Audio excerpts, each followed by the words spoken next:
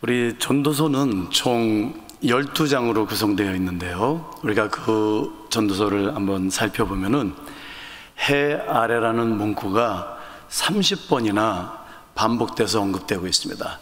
해 아래. 그러니까 저 여러분들이 살고 있는 이 삶의 현장, 또 우리의 삶 그 자체, 그것이 어떠한 것인가 35번이나 반복하면서 하나님께서 저와 여러분들에게, 저와 여러분들이 살고 있는 이 해 아래의 삶은 궁극적으로는 하벨, 허무할 수밖에 없다, 이렇게 우리에게 말씀하고 계십니다. 저의 말이 아니고 하나님의 말씀입니다. 자, 그렇다면은 그 전도서는 왜 해 아래 저와 여러분들의 삶이, 혹은 범사가 이렇게 허무하다고 변증하고 있는가? 그 이유를 크게 7가지로 우리에게 말씀하고 계십니다. 이 7가지를 우리 시간상 다 살펴볼 수는 없고요, 여러분들이 이렇게 보시면은 그 안에 헛된 이유를 쭉 이야기하고 있습니다. 근데 중요한 것은 이 모든 이유 속에 2가지의 공통점이 있는 것을 우리가 살펴볼 수 있는데요, 첫째는 해 아래 범사에는 늘 고통과 고뇌가 수반된다. 무엇을 하든 간에, 무엇이든 간에 거기에는 고통과 고뇌가 수반되기 때문에 헛될 수밖에 없다, 이렇게. 2번째 공통점은요, 그 모든 것이, 해 아래 모든 것이 유한적이다, 잠시적이다, 지나간다. 이 2가지 이유 때문에 해 아래의 삶이 헛되다라는 것이에요. 따라서요, 우리가 사랑을 해도 고통스럽고 미워해도 고통스럽고요, 또 부를 쌓아도 부를 잃어도 고통스러워요. 저희 할머니께서 생전에 항상 하신 말씀, 한영아, 인생은 고난이야, 고난. 고난이 싫으면 가서 묻혀. 매번 그랬어요. 인생은 고난이에요. 이거는 우리가 부정할 수 없는 현실이에요. 그런가 하면요, 해 아래 모든 범사가 다 지나간다. 이 해 아래 모든 범사가 지나간다. 젊음도 지나가고요, 노후도 지나가요. 기쁨도 지나가고 슬픔도 지나가요. 부를 누림과 부를 잃음과 성공과 실패도 영원하지 못하다라는 것이죠. 따라서 전도서는 저 여러분들에게 하나님께서, 우리가 이제 병원에 가면 진단을 받고 그 다음에 처방을 받듯이 먼저 해 아래의 삶의 진단서를 내리시는데, 해 아래는 헛됨 외에는 절대로 다른 가능성은 없다, 이렇게.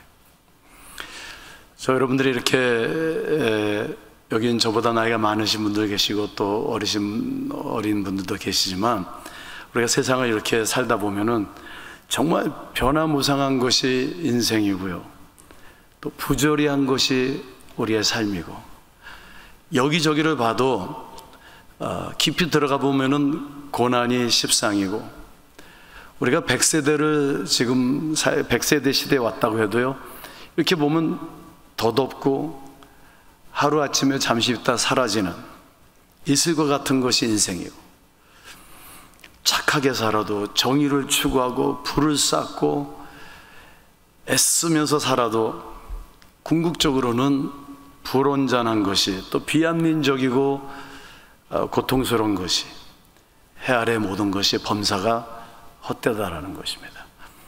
절대로 저의 이야기가 아닙니다. 어떤 부정적인 세계관을 여기서 펼치는 게 아니고요, 성경이 우리에게 그것을 보게 하고 가르쳐주고 있다는 거예요.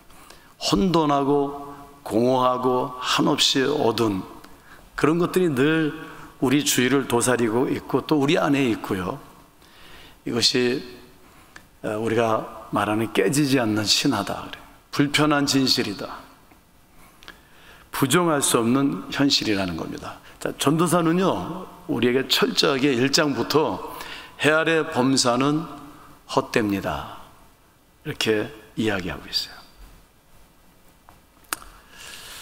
자, 저 애기 사진 예쁘죠? 저라고 그냥 믿어주세요. 우리가 전도서 1장부터 12장에 11장까지 7가지 헛됨을 얘기하고 있는데 11장에 가면요, 거기에 이래저래서 인생이 헛되다고 얘기하는데 그 한마디로 요약하면은 생로병사를 얘기하고 있습니다. 누구나 해 아래 사람들은 다양한 삶의 형태와 양식을 가지고 살아가지만 누구나 태어나고 그러면은 또 늙고 병들고 죽어요. 예외 없이 이 생로병사를 걸쳐야 하는 것이 인생인데, 그런가 하면 더 어마한 것은 이마저도 못 채우는 삶이 있다라는 것이죠. 늙기도 전에 병이 걸려요. 기근과 재난으로, 사고로, 전쟁으로, 가난으로, 자살이나 혹은 타살로 정말 인생을 허무하게 헛되게 마치는 사람들이 우리 주변에, 아니 우리 가까운 곳에 혹은 우리 가정 안에 있습니다. 자, 그렇다면은 해 아래 인생의 삶이 허무하다, 이것이 전도서의 결론일까요? 절대로 아닙니다. 정말 다행이에요. 이거는 진단이에요. 근데 전도서는 우리에게 처방을 하고 있습니다. 로버트 와이브레이라는 분이 구약학자이신데 이 전도서를 깊이 연구하시면서 이 안에 7개의 왜 해 아래 인생이 헛된가, 그 이유를 하나님께서 우리에게 가르치시고 계시는데, 그 7가지 담론 끝에 우리가 찬송가를 부르면은 반복되는 후렴 문구가 있잖아요. 이 7가지 담론 끝부분에는 반복되는 후렴 문구가 있다. 그런데 그 후렴 문구에 아주 특별한 것이 하나 있는데, 그게 무엇이냐면은 후렴 문구에서만 언급되는 고유명사가 하나 있습니다.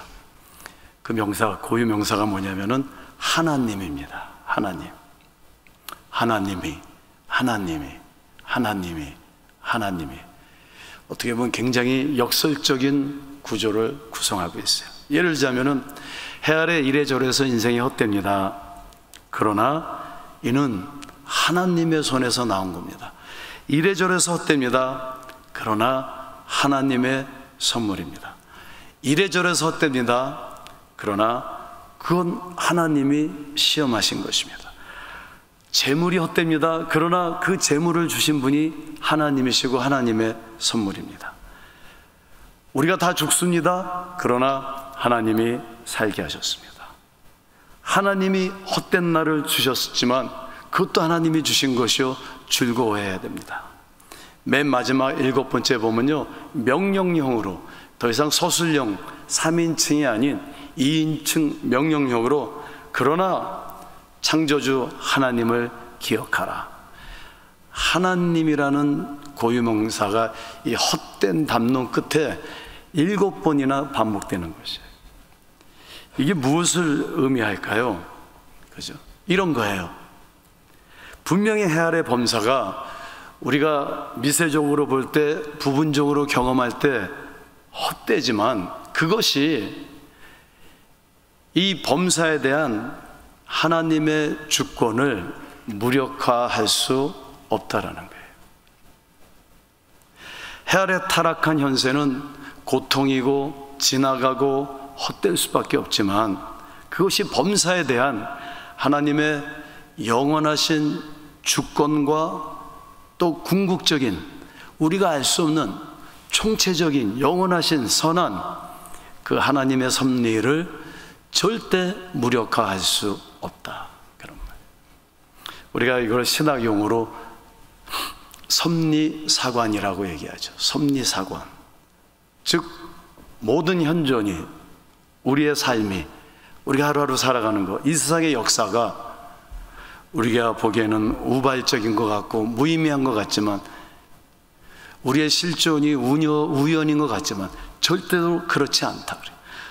어떤 이들은 이게 그저 물을 향한 윤회다, 순환이다 그러지만, 이 헛되게 보이는 범사는 하나님의 영원하신 섭리 주권 아래 선형적으로 전개되고 있다. 이것이 하나님께서 우리에게 주신 메시지예요. 따라서요, 그런 하나님의 영원하신 주권과 궁극적인 선한 섭리를 믿는 그 신앙의 관점과 태도로 저 여러분들이 세상을 다시 한번 바라보고 접근한다면은 해 아래 고난과 또 이 유한적인 현정 가운데서도 우리의 삶이 보람되고 아름답고 선하고 행복할 수 있다는 것입니다. 로마서 8장에 보면 하나님께서 모든 것을 합력하여 선을 이루셨다. 그 허무함마저도 하나님께서는 합력하여 궁극적으로 선을 이루셨다. 이루실 것이다. 이것을 믿는 것이 우리 그리스도인들의 신앙이요, 세계관이요, 삶에 대한 태도가 되어야 된다는 것입니다. 그래서 오늘 우리 제목이요, 그래도 삶은 뭐요?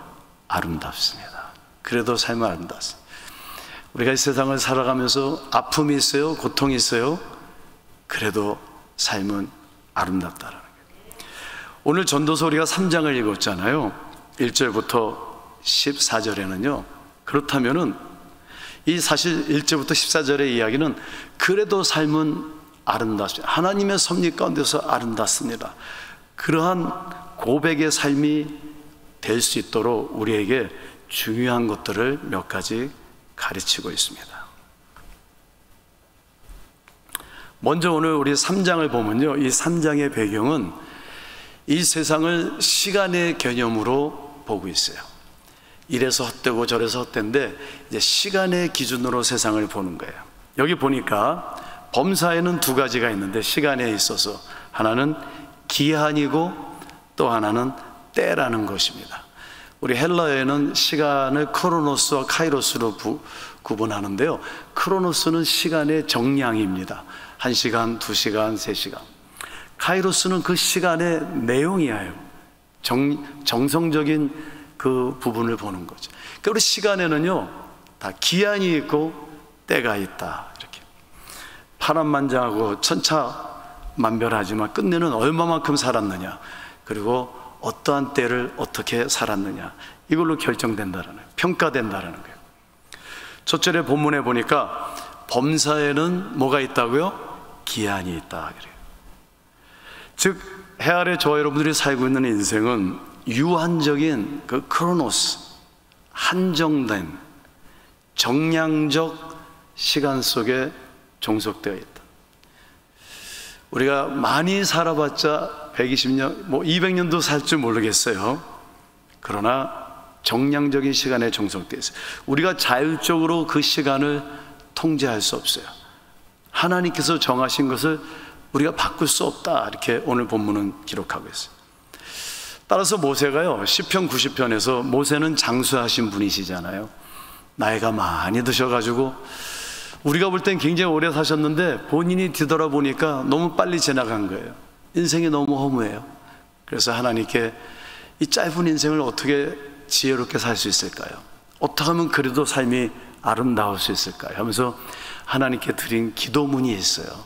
너무 길어서 제가 요약을 했어요. 한번 다 같이 읽어볼까요? 시작. 주님, 당신은 영원부터 영원까지 우리의 거처가 되는 하나님이십니다. 그러나 해 아래서 우리의 삶은 잠깐 자는 것 같으며 아침에 피어 자라다가 저녁에 시들어 마르는 풀의 꽃과 같고 우리의 평생은 순식간에 다하여 연수가 70이요 강건하면 80이라도 그 연수의 자랑은 수고와 슬픔뿐입니다. 또 신속히 가니 우리가 날아가나이다. 주님, 우리에게 우리 날 계수함을 가르치사 지혜의 마음을 얻게 하옵소서. 당신은 영원부터 영원까지 우리의 거처가 되십니다. 이게 뭐예요? 분명히 저와 여러분들의 삶은 해 아래서 끝나는 게 아니라 영원히 하나님의 거처, 그래서 하나님과 영원히 사는 그런 존재라는 거예요. 그러나 이 해 아래 사는 동안은 이게 연수의 자랑은 수고와 슬픔뿐이고 얼마나 빨리 지나가는지, 그죠? 신속히 우리가 날아가나이다. 그래서 이 해 아래는 기한이 있으니까 이렇게 빨리 가는 정량적인 시간 속에 우리가 속해 있는데, 하나님 지혜를 주십시오. 그런 말. 무슨 지혜일까요? 이런 거예요. 저 여러분들의 슬픔도, 기쁨도, 가난도, 부함도, 병도, 건강도, 실패도, 성공도 해 아래서는 절대 영원하지 않을 것이라는 것을 꼭 기억하라는 거예요. 여기 우리의 지혜가 필요해요. 그러니까 이런 거예요. 너무 고통스러울 때 아프죠, 힘들죠. 그러나 포기하지 말라, 좌절하지 말라. 왜요? 지나갈 거니까. 반대로요, 조금 잘 돼요. 건강하고 돈벌이도 잘 되고 권력도 있고, 그것도 지나갈 때니까 그때는 교만하지 말라. 오만해서는 안 된다. 이 지혜가 저 여러분들에게 필요하다는 것이, 지나갈 것이라는 거예요.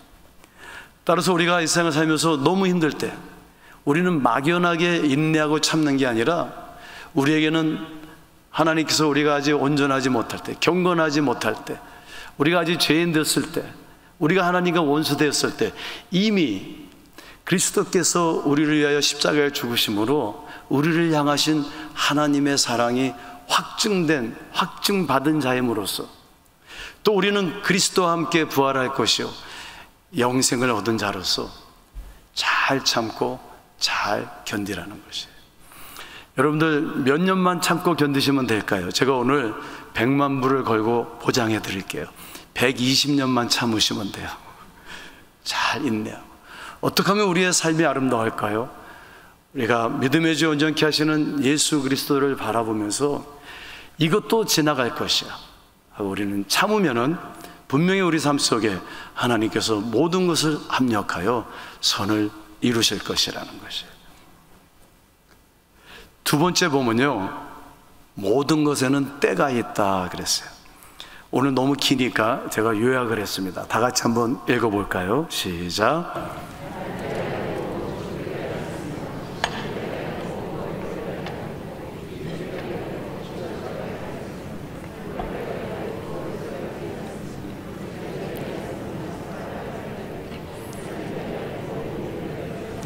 사랑할 때가 있고 미워할 때가 있고 평화를 누릴 때가 있는가 하면 전쟁을 할 때도 있다. 여러분, 우리가 세상을 살면서 좋은 일만 있으면 얼마나 좋겠어요. 여러분, 우리 삶 속에는 좋은 일만 있는 것이 아니죠. 어떤 분들이 저한테 이한영, 우리 학생들이요, 이한영 교수님은 삶에 고통이 없었나 봐, 이렇게 왜 화내요? 화난 건 이것 때문에 화난 거지. 제가 학생들한테 항상 그러죠. 얼마나 내가 고통이 많았으면 이렇게 머리가 다 빠졌겠냐 그래요. 여러분, 우리가 태어남과 죽음이라는 사이 속에서 우리는 다양한 때를 만난다는 거예요. 열심히 세웠는데요, 무너져요. 정말 사랑했는데 미워하고 있어요. 열심히 건축했는데 그냥 허물어져요. 피로 평화를 어렵게 얻었는데 전쟁으로 인해서 한순간에 무너져요. 해 아래 헛된 삶의 현실이라는데 범사의 때가 있어요. 그렇다면요, 이러한 기한과 때에 대한 하나님은 그 영원한 주권과 선한 섭리를 갖고 계신데, 하나님은 왜 이렇게 우리에게 형통한 날만 있게 하시지 우리 삶 속에 공고한 날을 허락하셨을까? 그건 간단해요. 오늘 본문에 답이 있어요. 그죠? 오늘 본문 말씀을 한번 같이 읽어볼까요? 3장 14절이에요. 시작. 하나님이 이같이 행하심은 사람들이 그의 앞에서 경외하게 하려 하심인 줄을 내가 알았다. 사람들이요, 여기서 하나님을 경외해요. 우리 오경의 인간론을 얘기할 때 우리 신학교에서 신학적으로 사람이 무엇이냐, 그러니까 그 정의를 쉽게 해요. 사람은 하나님을 예배하는 존재다. 그렇게. 하나님을 예배해야 되는 존재가 하나님을 예배하지 아니하고 돈과 권력과 쾌락을 예배해서, 사실 전도서의 7가지 헛됨은 그 3가지를 예배하고 추구하는 해 아래 인생이 헛될 수밖에 없다라는 거예요. 그래서 하나님은 그것을 뒤집으실 때가 있다. 다시금 우리로 하여금 하나님을 경외하고 예배할 수 있도록. 저도 들은 얘기인데요, 멧돼지가 하늘을 못 본대요. 목살이 너무 많아가지고. 그래서 콕콕콕콕 거리면서 매일 땅 진흙탕에서 놀고 땅을 파먹고 막 이러는데, 그러다가 늑대가 막 달려들면 막 도망가다가 코너에 몰리면은 나무로 올라가려다가 뒤로 자빠진대요. 그때 하늘을 한번 본대요. 좋은 유추는 안 되지만 어떻게 보면 우리 삶 속에요, 우리가 매일 이 땅에 무슨 보화가 있을까, 이 땅에 무슨 행복이 있을까, 이 땅에 영생이 있을까, 이 땅에 나의 무엇이 있을까 하고 그냥 다니다가 우리의 삶이 뒤집어질 때가 있어요. 병행될 때가 있어요. 그때 성경은 우리에게 좌절하고 포기하고 원망하고 무서움에 떨고 그러지 말고 하나님께로 다시 나와서 하나님을 경배하고 하나님을 바라보고 하나님께 엎드리고, 그럼 하나님께서 합력하여 선을 이루신다라는 거예요. 실제로 우리가 전도서를 다 읽어보면요, 12장에 이렇게 결론을 내리고 있어요. 우리 12장 13절을 다 같이 한번 읽어볼까요? 시작. 일의 결국을 다 들었으니 하나님을 경외하고 그의 명령들을 지킬지어다. 이것이 모든 사람의 본분이니라. 해 아래 헛됨이, 우리가 궁극적으로 추구하는 것들이 궁극적으로는 헛되다라는 말을 다 들었으니까 이제는 돌아서서 하나님을 예배하고, 그리고 그 예배에 합당한 하나님의 말씀을 따라 살아라. 그것이 뭐예요? 사람의 뭐예요? 본분이니라. 그것이 사람을 사람되게 하는 것이다. 하나님을 예배하는 삶, 그 안에는 이 세상을 사는 동안 고통이 있을지라도 어려움이 있을지라도 그 삶은 아름답고 그 사람은 행복한 것이고 그 사람은 하나님의 선을 반영한다라는 것입니다.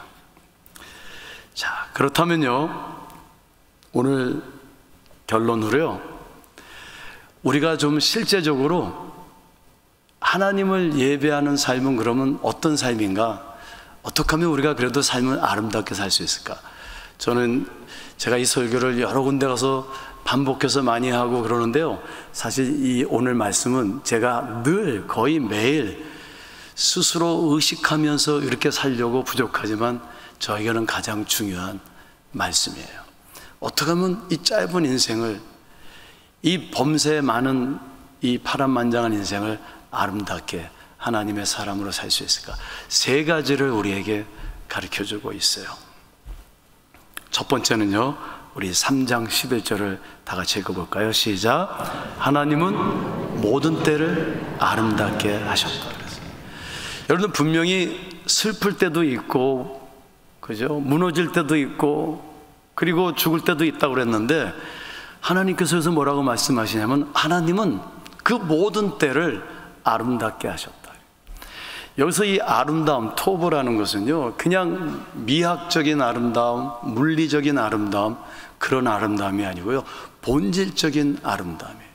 즉 하나님은 모든 것을, 믿음의 주에 온전케 하시는 예수 그리스도를 바라보고 그를 신뢰하고 그분께 나가는 자의 그 삶은 어떠한 상황에서도 합력하여 궁극적으로 아름다울 수밖에 없다, 선할 수밖에 없다.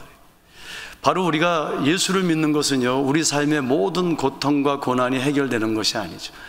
물론 많이 해결돼요. 하나님께 나가서 빌고 기도하고, 그러나 그것이 기독교의 본질은 아니고요, 기독교의 본질은 아름다운 하나님의 섭리를 볼 수 있는 우리의 영안이 열리는 것이에요. 저희 학교에 외국인 학생들이 많이 와 있는데 네팔에서 온 세라라는 여학생이 한 명 있어요. 23살. 제가 우리 외국 학생들을 데리고 자전거를 타러 갔어요. 근데 자전거 길을 빗닦이를 내려가다가 굴러가지고 이 앞에 입술이 다 찢어졌어요. 이빨이 바깥으로 다 이렇게 나왔어요. 평생 여기 흉터가 생긴 그 어린 나이에 여학생이, 제가 너무너무 미안해가지고 그 학생 데리고 응급실에 갔는데 가스를 여기다 붙이고 눈물을 뚝뚝 흘리고 피는 막 나오는데 제가 가서 Sarah, I'm sorry, 미안해.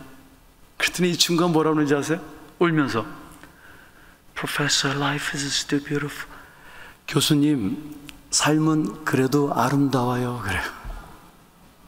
오늘 제목이요, 그 여학생이 준 제목이에요. 그 상황에서 도대체 뭐가 아름다운 걸까요?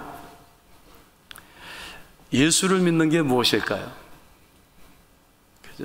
문제 해결해 주세요. 문제 중요합니다. 우리 하나님께 나가서 하나님 이 문제 해결해 주세요. 근데 더 본질적인 것은 우리는 세상을 바라보는 눈이 다른 것이죠. 우리는 하나님의 아름다운 선하심을 볼 수 있어야 돼요. 제가 얼마 전에 선교사로 나가 있는 조카가 한국에 방문을 했어요. 저희 누님이 27년 동안 병상에 누워 있었고 그러고 돌아가셨는데, 누님이 그 조카 딸을 임신했을 때 암에 걸렸어요. 그래서 걔가 피덩어리로 태어나가지고 27년 동안 엄마가 고통받는 모습만 봤어요. 그래도 자기가 좀 신앙생활을 해보려고 웨스트민스터에 그 유명한 신학교에 가서 공부도 하고, 졸업할 때쯤 되면서 하나님께 이렇게 기도했대. 하나님, 27년 동안 우리 엄마 이렇게 고통스럽게 사는데 죽기 전에 한 2, 3일은 좀 안 아프고 죽게 해주세요. 근데 끝내 아프다가 죽었대요. 그래가지고 너무 시험에 빠져가지고, 아니 이런 하나님이 계셔? 그래서 2년 동안 우울증에 빠지고 하나님을 멀리하고. 근데 아빠를 보니까, 저희 매형이죠. 아빠는 27년 동안 엄마를 간호하면서 항상 감사해, 감사해.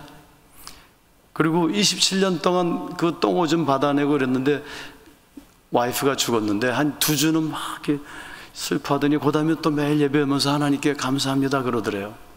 그래서 우리 조카가 너무 화가 나서 아빠한테 가서 얘기했대요. 도대체 어떤 하나님을 믿냐고, 아빠는. 왜, 뭐가 감사하냐고, 뭐가 아름답냐고. 그때 우리 매형이 그러시더래요. 캐롤아, 나는 아내를 잃었는데 하나님은 우리를 위해서 아들을 십자가에 못 박았어. 그래서 감사하고 찬양할 것 외에는 내가 할 게 없다. 그래가지고 우리 조카가요, 그 아빠 한마디에 다시 하나님께 돌아와서 지금 남편하고 선교사로 나가 있어요. 여러분들은 예수를 믿는 게 무엇일까요? 왜 우리가 세상에서 보여줄 수 있는 게 무엇일까요? 이거예요. 그래도 아름답습니다. 그래도 감사합니다. 왜요? 하나님은 그 아들을 십자가에 못 박 죽이기까지 저 여러분들을 사랑하셨다라는 거예요. 그래서 우리의 삶은 아름다울 수밖에 없다 그런 말이에요. 여러분들, 우리 학교에는요, 그 이슬람권에서 온 학생들이 있어요.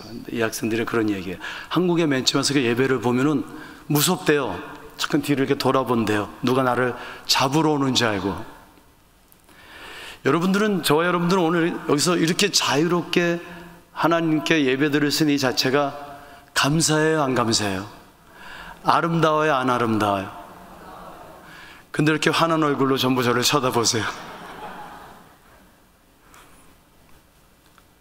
삶은 아름답습니다.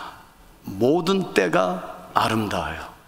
이것을 믿고 선포하고 감사하는 그것이 하나님의 자녀된 아름다운 삶의 모습이라는 거예요.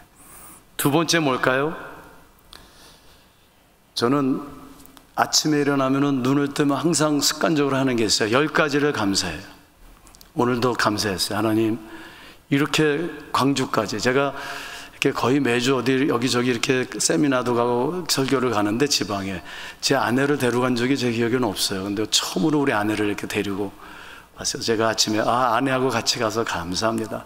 또 기차도 이렇게 타고, 그리고 아침에 일어나니까 이 쿠션에서 잘 수 있다라는 게, 침대에서 잘 수 있는 거 너무너무 감사합니다. 아침에 일어났는데 비가 안 새가지고 너무너무 감사합니다. 오늘 또 광주에 가서 부족한 이 죄인이 구원만 주신 게 아니라 목사가 되게 해서 또 설교도 하게 해주시니 너무 감사합니다. 제가 아주 사랑하는 제자 한 명 있는데 우리 김윤정 목사님인데, 김윤정 목사님을 11년 만에 보러 가게 하시니 감사합니다. 다 감사해요. 그죠? 그런 감사가 넘치는 아름다운 삶이 되시기를 주님의 이름으로 축원드립니다. 둘째는요, 3장 12절에 있어요. 제가 요약을 했으니까 읽어볼까요? 시작. 기쁨으로 선을 행하라. 여러분들, 선을 행하면 기뻐요, 안 기뻐요? 기쁘세요? 예, 별로 안 해보신 것 같아요. 여러분들, 선을 행하면요, 안 기뻐요. 한두 번 하면 기뻐요. 근데 여러분들, 선을 행하면요, 예수님은 이 세상에 오셔서 선만 행하셨는데 사람들이 침뱉고 막 때리고 십자가에 못을 박아버렸어요. 여러분들, 남편을 매일 사랑해주면 기뻐요, 안 기뻐요? 기쁘신 분 계시면 그건 사람이 아닙니다. 그렇죠? 여러분들, 사랑하고 섬기고, 어떤 분들은요, 기쁨으로 봉사를 해요, 교회 와서. 그러다 상처 입고 그래가지고 교회를 영원히 떠나는 사람들도 있어요. 성경은 우리가 이렇게 얘기하고 있어요. 선한 일을 하면 기쁘다가 아니고요, 기쁨으로 선을 행하야지만 삶이 아름답다라는 거예요. 저는 우리 학교에 외국인 학생들이 30개국에서 와 있어요. 제가 매일 같이 먹고 살고 섬기면서 그냥 수업만 했으면 좋겠는데 그 뒷바라지하고 그러면 배신당하고 얼마나 힘든지 몰라요. 24년을 우리 그 외국인 학생들을 섬기면서 상처도 무지하게 많이 입었어요. 아마 우리 이 교회 목사님, 부목사님도 상처가 많으실 거예요. 교인들 막 사랑하지만 그게 기쁜 일은 아니에요. 매일 힘들어요. 여러분들도 그러실 거예요. 내가 남편을 사랑하고 이웃을 사랑하고 자녀, 부모, 이웃을 사랑하고 섬기는 거, 그거 항상 기쁨이 있는 게 아니에요. 근데 성경은 우리에게 뭐라고 얘기하냐면요, 기쁨으로 섬기라는 거예요. 그럼 우리의 삶이 어떻게 해요? 아름답다. 잘 되고 성공하고 돈 많은 사람들이 항상 섬기고 선한 일 하는 게 아니에요. 이렇게 보면요, 오히려 어려운 분들이, 힘든 분들이 섬겨요. 우리의 삶이 아름다워지기 위해서는 기쁨을 추구하면 안 되고요, 기쁨으로 섬겨야 된다는 거예요. 우리는 섬김 받기를 원하는데, 섬김 받기를 원하는 게 얼마나 불행한 일인지 몰라요. 진리가 너희를 자유케 하리라. 그냥 자유롭게 섬겨야 돼요. 그때 그것이 바로 인간의 본분이고, 하나님은 우리를 이렇게 창조하셨기 때문에 여러분들이 오늘 이후로 그냥 기쁨으로 선을 행한다면 그 삶이 아름답다라는 거예요. 마지막으로는요, 3장 13절만 읽어보겠어요. 시작. 먹고 마시고 낙을 누리라. 세 번째, 삶이 아름답기 위해서는 잘 먹고 마셔야 된다는 거예요. 우리 한국 사람한테는 너무 기쁜 소식이에요. 우리 한국 사람들처럼 먹는 걸 많이 밝히는 민족은 세상에 없어요. 저는 어렸을 때 남미에서 자라났어요. 또 미국에서도 수십 년 살았어요. 제가 유럽에서도 꼬박 1년을 살아보고, 또 동남아시아에 가서도 한 1년을 살아봤어요. 여기저기 돌아다니면서 살게 됐어요, 어떻게 하다 보니까. 근데 우리나라 사람만큼 먹는 것을 좋아하는 민족은 없어요. 우리는 놀러 가는 게 아니라 먹으러 가는 거예요. 우리는 등산을 가도 거기 먹을 것이 없으면 안 가요. 그죠?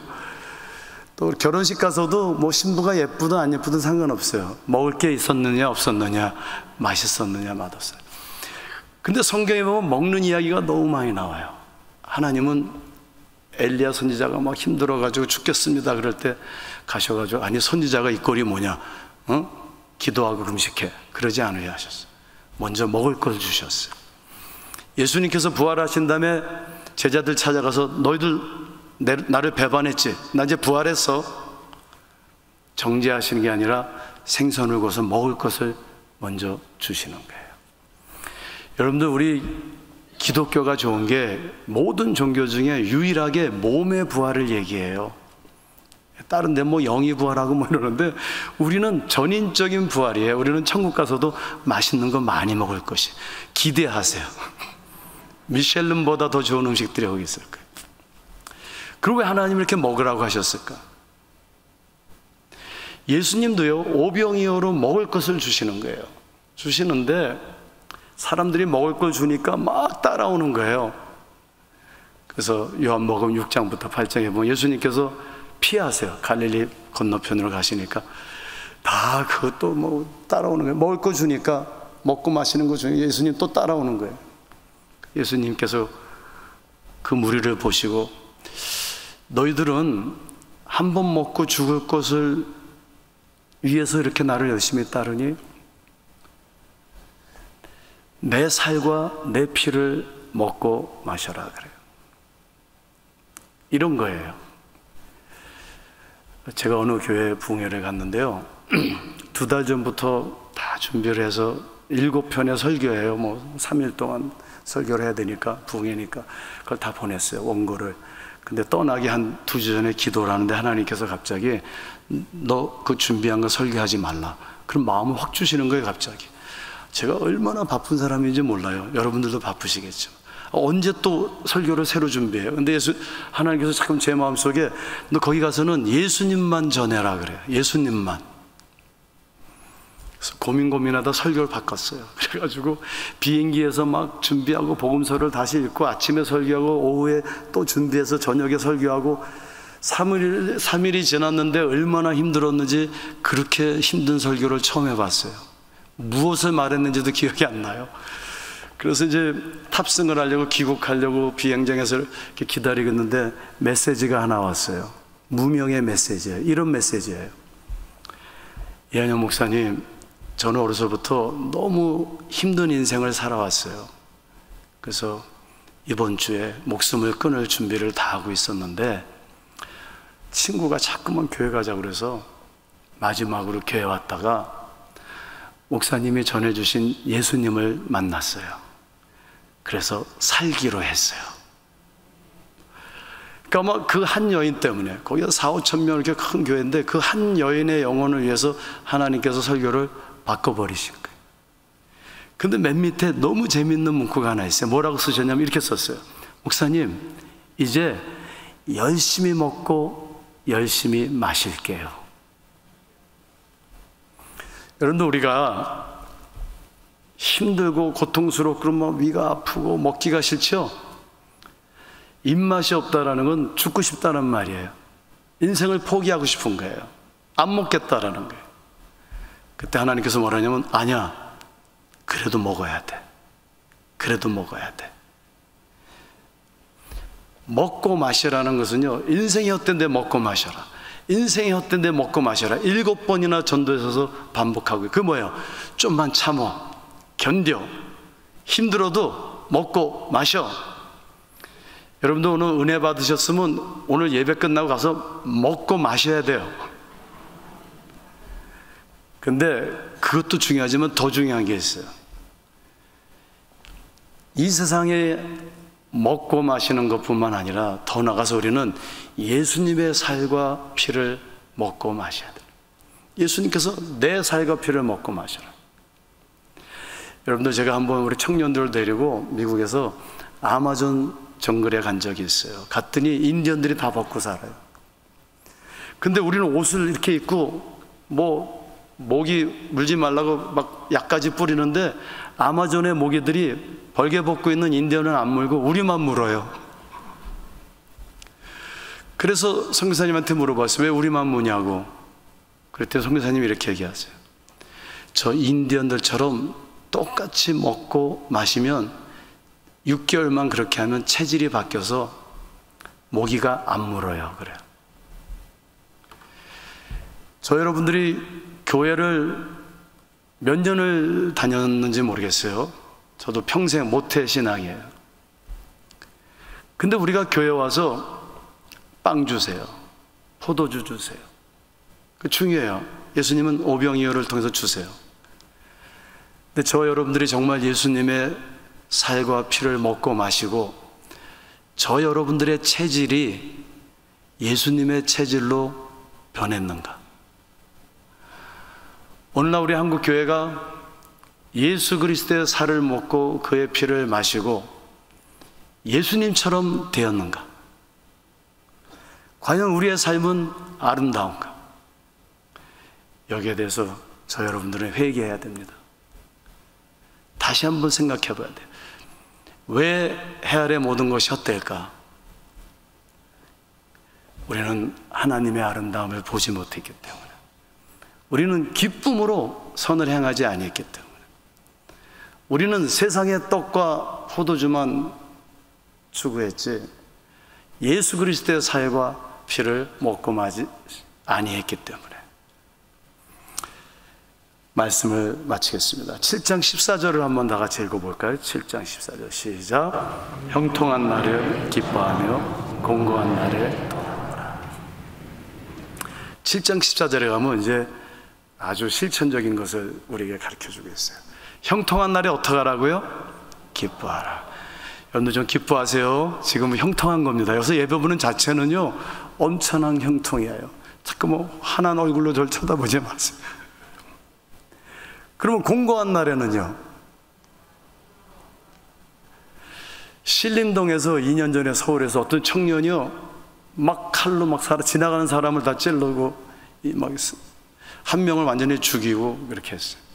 TV에서 그 인터뷰를 하는데 잡혀가는데 왜 그렇게 했냐 그러니까 내 삶이 불행해서 다 불행하길 원했어요. 그래요. 우리 삶 속에는 공고한 날이 있어요. 그 공고함을 좌절을 넘어서 내가 돈이 없으니까 돈 있는 사람 다 망하기를 원하고, 내가 아프니까 건강한 사람 다 미워 보이고, 내가 못 배웠으니까 배운 사람 다 미워하고, 그게 아니라 우리 그리스도인들은 형통한 날에는 어떻게 해요? 기뻐하고 감사하고. 우리 삶에 고통만 있는 게 아니잖아요. 때가 있어요. 감사하고. 공고한 날에는요 하늘을 쳐다보고 나를 돌아보고 나같이 고통받는 사람에 대한 공감을 갖고, 내가 힘들어 보니까 이제 알겠어. 저 사람들 얼마나 재정 때문에 힘들까. 내가 아파 보니까 아픈 사람을 이해하겠어. 어떻게 하면 내가 하나님 나 건강을 좀 다시 회복시켜 주시고, 아니 이 몸을 가지고도 저 아픈 사람 좀 돌보게 해주세요. 돌아보라는 거예요. 우리 마지막 그림 하나 보고 말씀을 마치겠어요. 여러분들 제주도에 가면은 감귤 농장이 많은데 탱자나무라는 게 있어요. 가시투성이고 딱딱하고 쓸모없는, 열매가 먹을 수도 없는 토종이에요. 탱자나무가 있는데 그 탱자나무에다가 감귤나무를 접목시켜요. 그냥 심지 왜 거기다 접목시키냐고 그랬더니, 그냥 심으면은 감귤나무가 토종이 아니라 벌레도 쉽게 먹고 그리고 금방 바람이 불면 쓰러진대. 그래서 그 가시투성이 탱자나무에다가 접목을 시켜요. 여러분들, 우리가 예수님을 믿는 것은 우리 삶의 가시를 다 제거하는 것이 아니에요. 우리가 이 타락한 세상을 살아가는 동안은 하나님의 선하신 치유도 있지만 가시가 다 제거되지 않아요. 항상 기쁜 건 아니에요. 하나님은 우리의 가시를 다 제거하지 않으세요. 바울 사도같이 엄청난 능력을 가진 자도 주님, 저의 이 몸의 가시를 다 제거해 주세요 그랬더니 예수님께서 내 은혜가 뭐요? 내게 족하다. 그게 무슨 말일까요? 하나님은요 가시 같은 나의 삶 속에 예수 그리스도의 은혜를 접목시켜 주세요. 사랑을 접목시켜 주세요. 용서를 접목시켜 주세요. 섬김을 접목시켜 주세요. 그래서 가시 같은 내 삶 속에서도 성령의 열매를 맺고 사랑의 열매를 맺고. 장미가 하나님한테 왜 나한테 가시를 줬어요? 막 그랬대. 그랬더니 하나님께서 난 너한테 가시 준 적 없어. 난 너에게 꽃을 주었어. 아가서에 보면 내 사랑하는 자여 너는 가시밭에 백합화라 그래요. 가시밭에 백합화가 있는데요, 바람이 불면은 또 이 장미 안에 가시가 있는데 바람이 불면 이 꽃이 가시에 딱 찔리면서 똥 냄새를 내는 게 아니라 향기를 내요. 예수를 믿는 게 무엇일까요? 저 여러분들이 가시 같은 삶 속에서도, 그 찔림 속에서도 그리스도의 향기를 낼 수 있는 것이에요. 저희 매형이 말했듯이 또 저희 누님이 27년 동안 병상에 누웠다 돌아가셨지만 마지막까지 하나님을 찬양하고 경배하고 돌아가셨어요. 그래서 얼마나 많은 사람들에게 위로가 되고 아름다운 향기가 되는지 모르겠어요. 그러한 아름다운 삶이 되시기를 주님의 이름으로 축원드립니다. 다 같이 기도하겠습니다. 하나님, 범사에 해 아래 모든 것이 헛되나 저희들을 그리스도 안에서 아름다운 삶으로 이끌어 주신 거 감사합니다. 하나님의 그 아름다운 섭리를 볼 수 있도록 우리의 영안을 열어 주시옵소서. 기쁨으로 사랑하며 선을 베풀며 섬길 수 있는 믿음과 능력을 허락해 주시옵소서. 저희들에게 이 고통스럽고 힘든 삶 속에서도 예수 그리스도의 살과 피를 먹고 마심으로 예수님을 닮아가는 아름다운 삶을 살아갈 수 있도록 축복해 주시옵소서. 예수님의 이름으로 감사하며 기도드립니다. 아멘.